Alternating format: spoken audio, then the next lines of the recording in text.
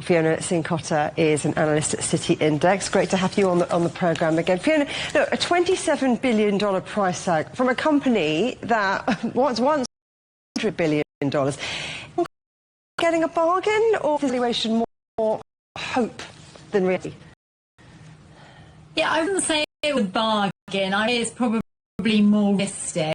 I mean, you think about it, have a huge global customer base, it has a strong supply chain, but we are seeing sort of that sense that growth could be slowing, sales are slowing, there's obviously regulatory scrutiny and sort of questions over the sustainability of the demand. So I think that is what is being reflected in this lower valuation price that we're seeing. But Fiona, New York said no, London said no. What does it say that Hong Kong was the market willing to take Shein on? Yeah, so it's interesting. So they're obviously willing to sort of embrace the company that, as you noted, sort of that London and New York felt uncomfortable with, especially with those questions over the supply chain. But I think also what's interesting here is Hong Kong is actively looking to attract Chinese or Chinese-linked companies.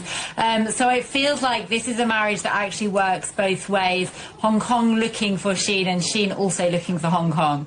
Now, Shein made its name on cheap and fast fashion. Do you think that model is sort of being picked apart at the seams, or do you think investors just stop believing the story? I think it's definitely a challenging environment. It's a tougher environment than it's been. You know, consumers, I think, are very much looking for, you know, they're more conscious over quality, price, and sort of getting sustainable items as well, and sort of the consciousness of where things are coming from. And I think the other thing to keep in mind here is, yeah, as a result, the growth story just doesn't feel as strong in this sort of model as it once was. And I think once you sort of see that slowing growth, it does mean that we start to question then, where does the valuation actually come from? OK, so if Shein's growth model is indeed slowing, what does it tell us about how shoppers everywhere are spending right now?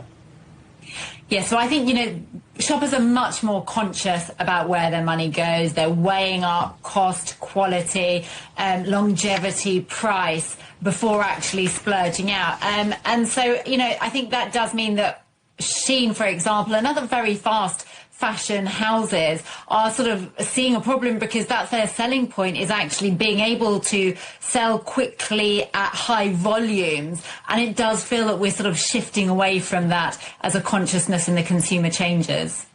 Fiona, always great talking to you. Thanks so much. Fiona Cincotta.